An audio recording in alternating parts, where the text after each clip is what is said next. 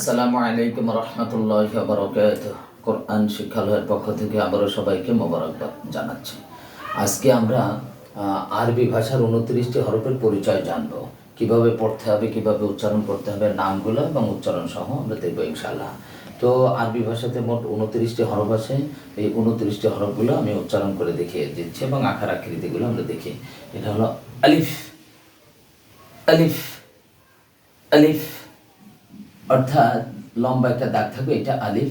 এটাকে আলিফ আর এই হামজা সবসময় দ্রুত উচ্চারণ করব।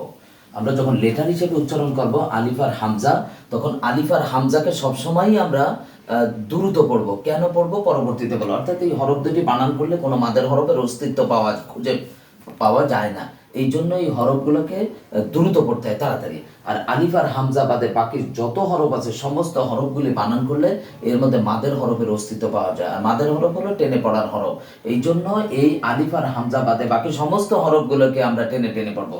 যেমন বা, তা, থা, জিম, হা, খ, দাল, রাল, র, ঝা, সিন, শিন, صاد ضاد ط ظا عين غين فا قاف كاف لام ميم نون واو হা হামজা ইয়া। এভাবে আমরা পড়বো। অর্থাৎ আমরা একটা সহজ একটা ফর্মুলা পেলাম যে যখন 29টি হরফ পড়ব, আলিফ এবং হামজা এই দুইটা হরফকে টেনে পড়ব না, দ্রুত পড়ব।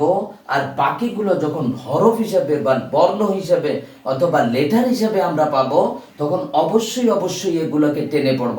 কারণ এইগুলার মধ্যে অবশ্যই মাদের হরফ আছে। আমি প্রত্যেকটি হরফ বানান করে এবং ভেঙে ভেঙে দেখাবো আগামী ভিডিওতে। আপনারা অপেক্ষায় থাকুন এবং আমার ভিডিওগুলো দেখতে থাকুন। আশা করি আপনারা অনেক সুন্দরভাবে কোরআন শিখতে পারবেন ইনশাআল্লাহ।